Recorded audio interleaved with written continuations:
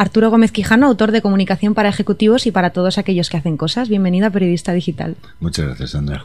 Me sorprendió leer al principio de su libro, en el apartado Latinos versus Sajones, más bien darme cuenta de que sí que es verdad que siempre se ha dicho que los sajones tenían mayores capacidades para comunicar que nosotros los latinos. ¿Con qué ventajas cuentan ellos que quizá nosotros no tenemos? Bueno, quizás cuentan que son muy prácticos, ¿no? Que están muy enfocados a la realidad, muy enfocados al mundo empresarial, muy enfocados al marketing, a hacer cosas, a venderlas y bueno, que no dan tantas vueltas como nosotros, ¿no? Que son quizás más racionales, más fríos, más ejecutivos en cuanto a hacer cosas, ¿no? Y eso más fríos y nosotros somos más cálidos a la hora de hablar. Se dice que somos más cercanos, ¿no? ¿Qué provecho podríamos sacar? Bueno, que quizás un argumento racional siempre lo puedes desmontar con otro argumento racional, ¿no? En cambio, el argumento emocional pues te engancha y bueno, tú eres del Atlético de Madrid, pase lo que pase, ¿no? Y esa emoción, nosotros pues nos sentimos más a gusto con la emoción que con la razón, ¿no? Bueno, su libro se basa en las 3 distancias de la comunicación, que las divide en 3, la distancia corta, la media y la larga. Alguien que escucha esto por primera vez quizás le suene un poco raro. Vamos a empezar primero por la distancia corta, que es por la que empieza el libro. Y me ha gustado que destaque en primer lugar que la comunicación cara a cara es una de las cosas más importantes, destacar que se debe escuchar al interlocutor. ¿Cómo de importante es?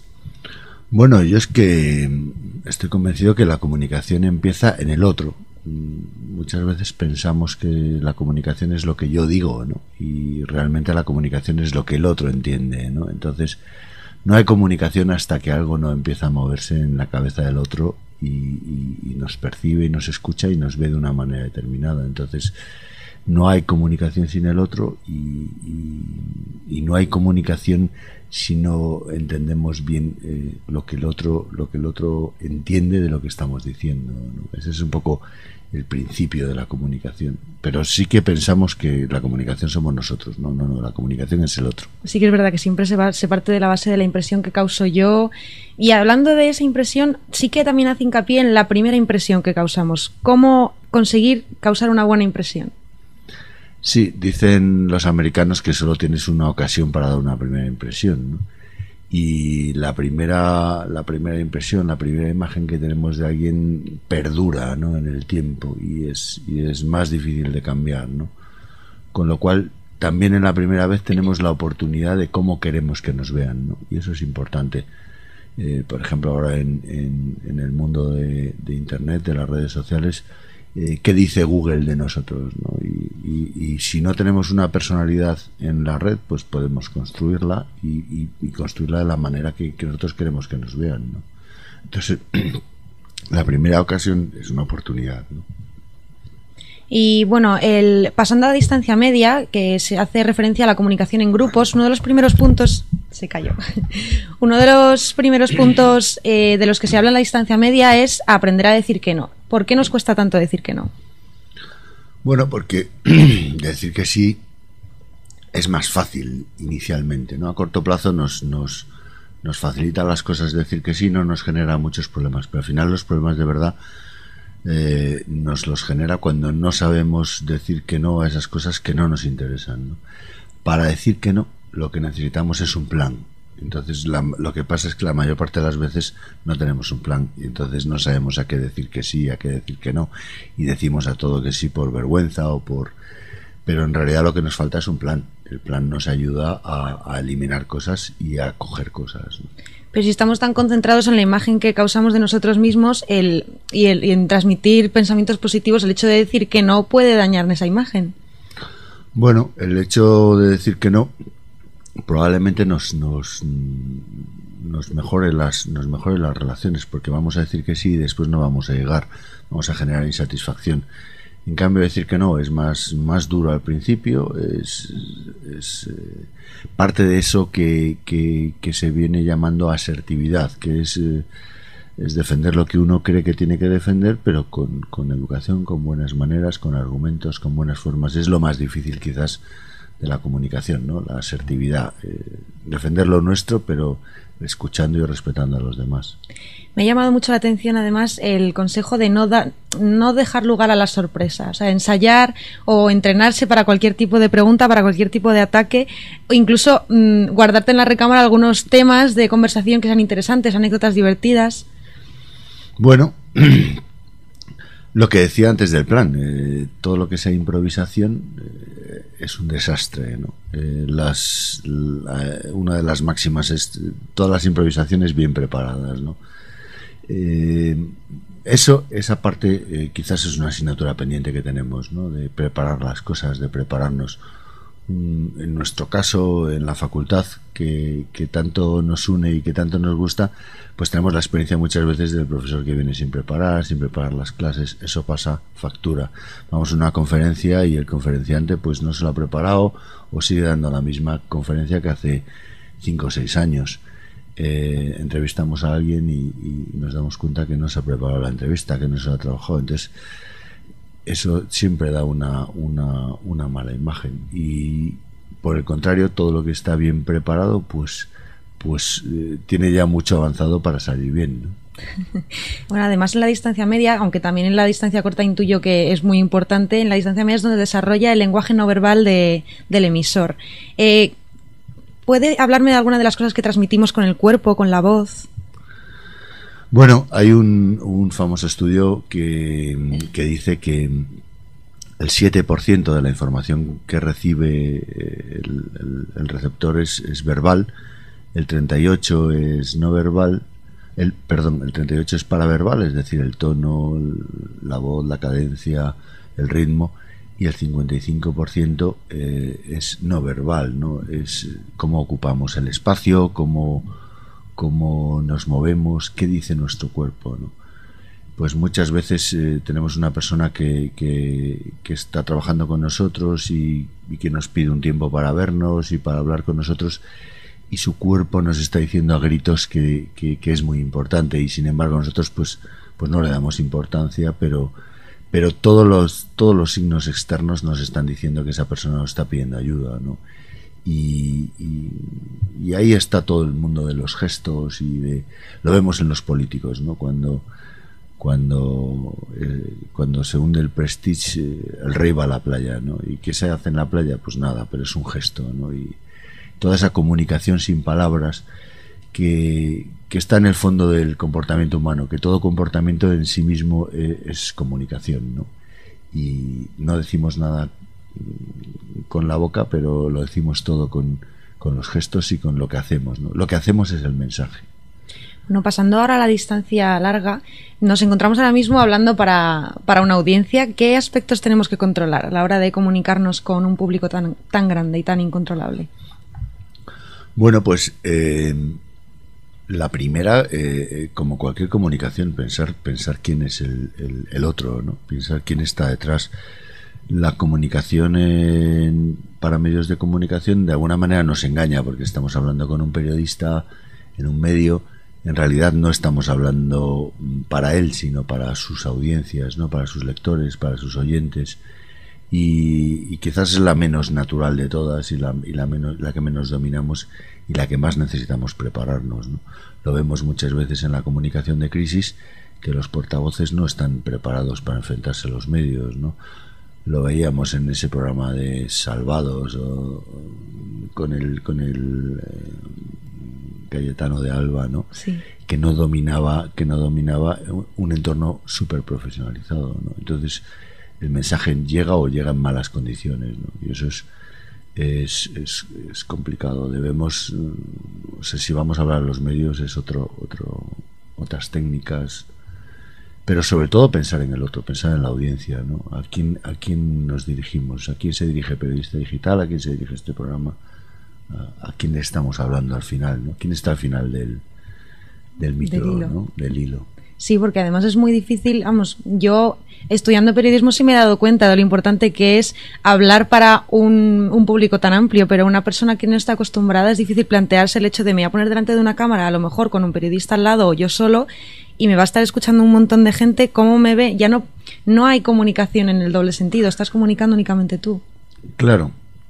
no lo ves, ¿no? Y entonces no verlo es un impedimento grande para la comunicación. Estamos acostumbrados a una comunicación visual, a una comunicación sensorial en el que estamos cerca o tocamos o vemos o sentimos al público y sentimos su respuesta, ¿no? Quizás esto está mejorando en los nuevos medios, que sí que hay que la respuesta y el feedback es muchísimo mayor y más interacción, ¿no? Y entonces dices algo en Twitter o dices algo en Facebook y enseguida hay una respuesta, ¿no? Y eso te ayuda un poco a entender quién está detrás, ¿no? Pero sí que es muy difícil porque no lo vemos, ¿no? Bueno, y cuando comienza a hablar de los medios de comunicación dice que han perdido esa función que tenían antiguamente de lucha por la libertad, derechos, progreso de la sociedad, y ahora tan solo simulan tener ese papel ya que son el poder. ¿Puede hablarme un poco de ello?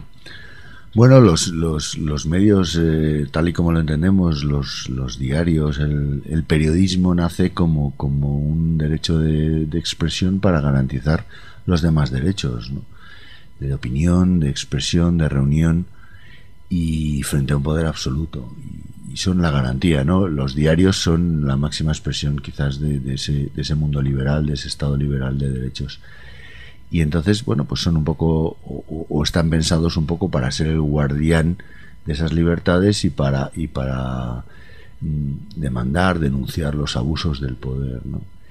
Quizás todo eso se ha invertido. Los medios han dejado de ser tan influyentes, los medios han dejado de tener la exclusiva de la información, los medios han abandonado un poco a los ciudadanos y se han ido con los poderosos, con el poder económico, político y social, y han dejado un poco de lado a los ciudadanos, ¿no? Los ciudadanos están recuperando esas funciones a través de nuevos medios, de medios sociales, a los que los medios tradicionales pues no le han hecho mucho caso hasta que se han dado cuenta que les podían hundir de la que se les viene encima, ¿no?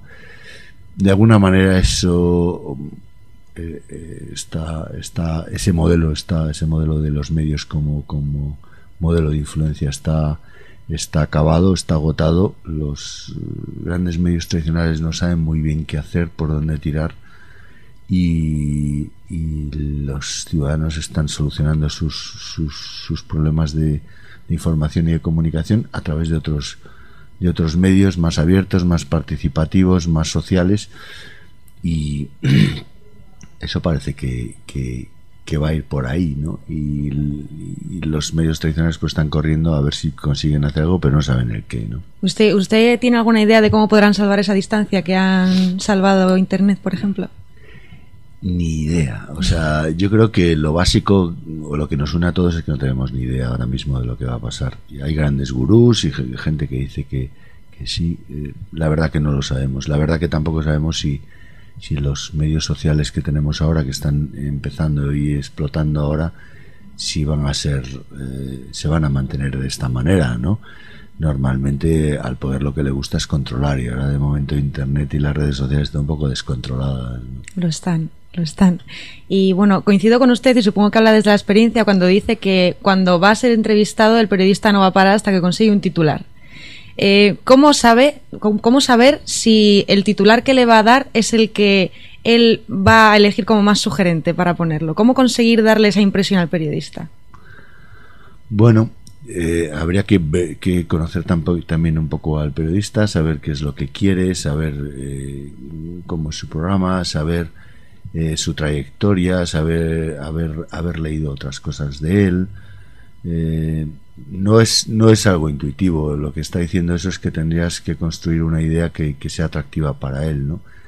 En relación con lo que decíamos antes, estamos hablando para audiencias, pero en medio hay una persona, hay un periodista y un profesional que está buscando ser distinto, ser diferente, ser novedoso, aportar algo a todo lo que ya se ha dicho, ¿no? Con lo cual el periodista es un buscador, ¿no? Y en esa búsqueda de lo nuevo, que es la noticia, de lo novedoso, del enfoque distinto, pues busca, y hasta que no encuentra no para, ¿no? Pues habría que conocerle muy bien. La idea sería conocerle a él y también un poco la esencia de lo que queremos decir, ¿no? Yo, si dijese un titular, pues diría: para mí la comunicación es el otro, ¿no? Y no es lo que yo digo, sino lo que el otro entiende, que no es una idea mía, que es una idea básica de la comunicación y bueno, pues yo lo repito, lo digo, y si le gusta al periodista lo coge, y si no, coge alguna de las otras cosas que le interesa más, pues el tema de los medios, que el periodista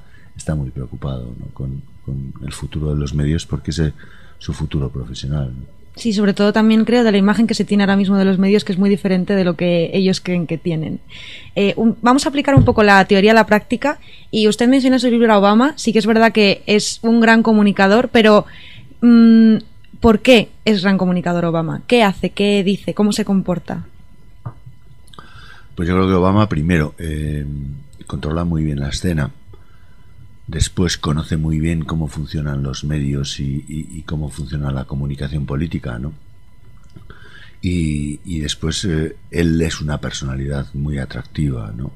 Y dentro de lo que es la política en Estados Unidos, pues él sabe muy bien cómo funcionan los resortes, cómo son los mensajes, ¿no?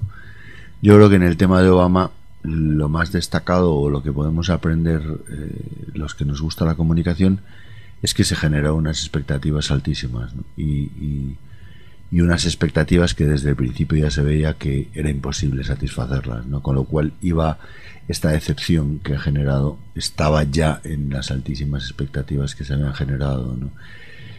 Otra de las grandes ideas de la comunicación y de la comunicación personal, que las expectativas modifican el mensaje, ¿no? Lo que yo espero que me digas cambia lo que me estás diciendo, y eso es difícil de entender, pero cuando lo entiendes un poco también cómo funciona la comunicación. Dentro de cómo te ven los demás es muy importante la expectativa, ¿no? Y en el caso de Obama la expectativa era enorme, y las expectativas de grupos distintos no se podían satisfacer, ¿no? Entonces, bueno, pero se generó, y eso le dio la presidencia a los Estados Unidos, ¿no?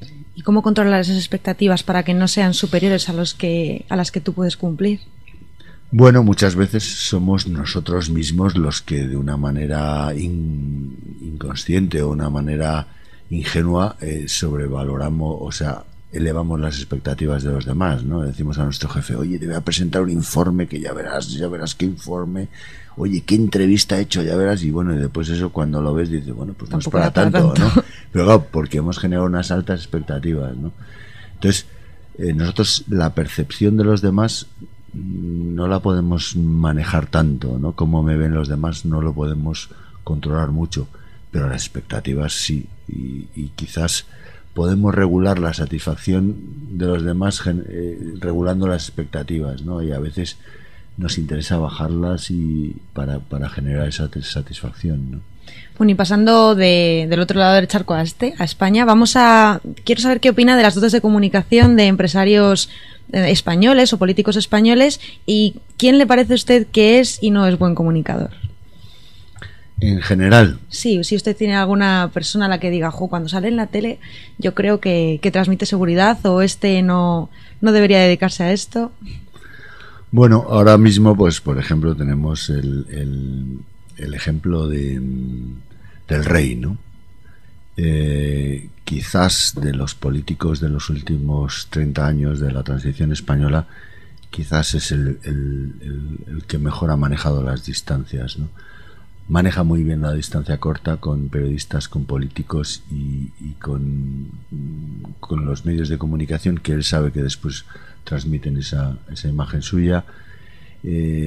A pesar de que él no hace declaraciones, salvo esta última que hemos visto del perdón, que es magistral, es decir, el reconocer que te has equivocado es la primera fuente de credibilidad. A tiempo, además. A tiempo, ¿no? O sea, ni un minuto, ¿no? La salida de la clínica es lo primero que hace una vez que le dan el alta, es dirigirse a su país y pedir perdón, ¿no? O sea, de libro, de manual, porque reconocer los errores es la primera fuente de credibilidad. A pesar de lo que puede parecer, no reconocerlos baja la credibilidad, y reconocer el error es la mayor fuente de credibilidad, porque lo vas a hacer si no te has equivocado, ¿no? Entonces él maneja las tres distancias muy bien, ¿no?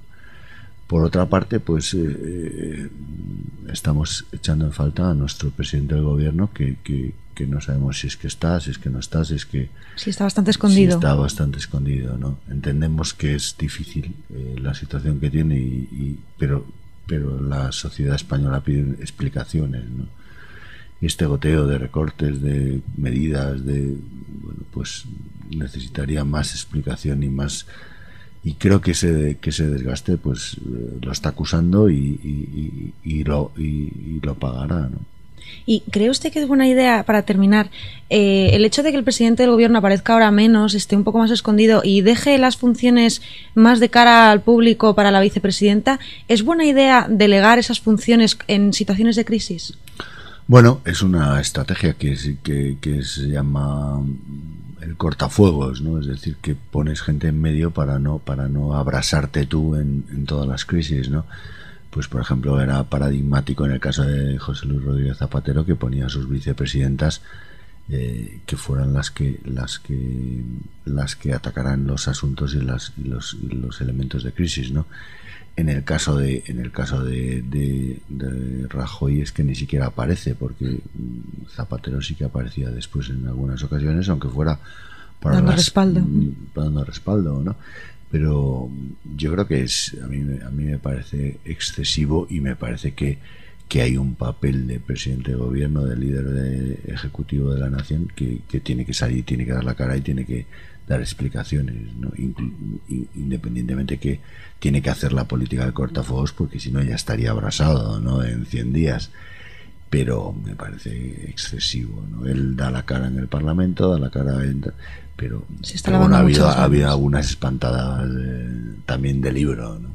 Bueno, pues muchísimas gracias. Espero que el libro se lo lea más de uno y coja consejos, y cuando quiera puede volver a Periodista Digital. Muy bien, muchas gracias a toda la redacción.